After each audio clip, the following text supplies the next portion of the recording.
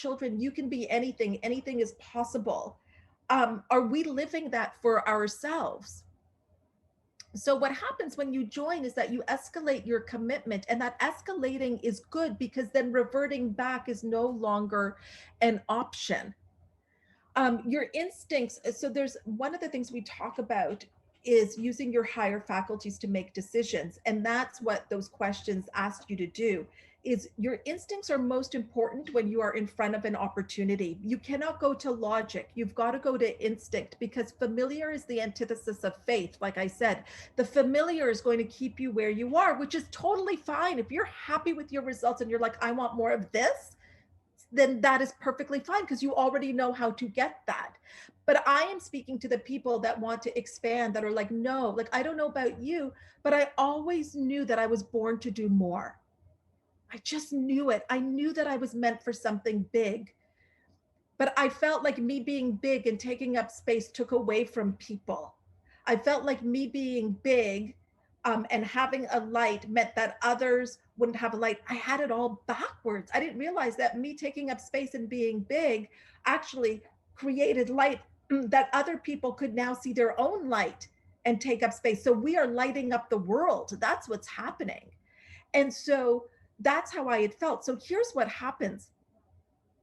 Remember, I had talked about Robert Russell. He had said that that ideas are looking for mental soil, the mental soil that's a match to it for it to be expressed through. So it's like, and when I was doing it, when I was like talking on the morning call, it was like this, like, ideas are kind of here and they're looking. So we could see that above all of your head, there's an opportunity.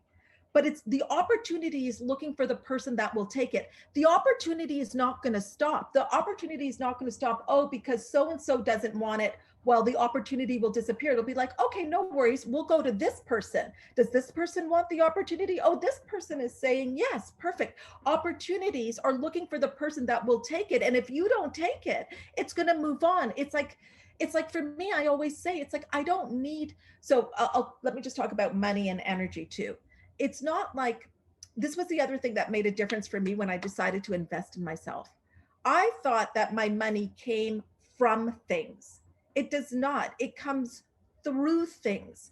So I had an opportunity to invest in myself. It was like about 20,000 US, scared the shit out of me, didn't have the money, would have to dig into our savings to do it.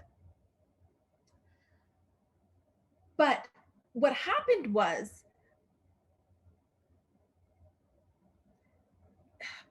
when I made the decision that I was going to do it, see, here's the thing. This is what's interesting. I did not have the money to do it until I made the decision to do it. And then I realized, oh, I have the money to do it. It's just, it's sitting in a place that I am programmed to not take from.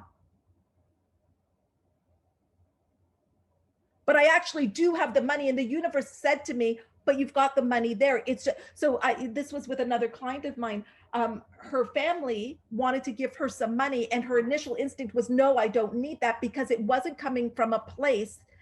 But I was like, you've been asking for the money. It's showing up. Why are you denying it? It's just, it's showing up in a different way, in a way that she wasn't comfortable with. So it's just something to think about. So I'm going to say one more thing, then I want to answer any questions that you have. Whew. Okay, this is why we do a call every day, because I can't keep this in me. I need to get this out. And I'm just like, who is going to be with me to listen to me? Because this needs to come out. If I keep this in me, oh my Lord. Okay, so every environment has a gap. So right now there is a gap in your environment. Otherwise you would have what you desire. So this was talked about, Benjamin Hardy talked about this in a study that was done on training fleas. He said a group of fleas is placed in a jar without the lid on the jar. Some of you may have heard this before. The fleas can easily actually jump right out of the jar when they please. However, with the lid placed, now the rules of the environment have changed. The lid's on the jar, and it doesn't feel great because they're banging up against the lid. Now the fleas have to adapt to a new rule.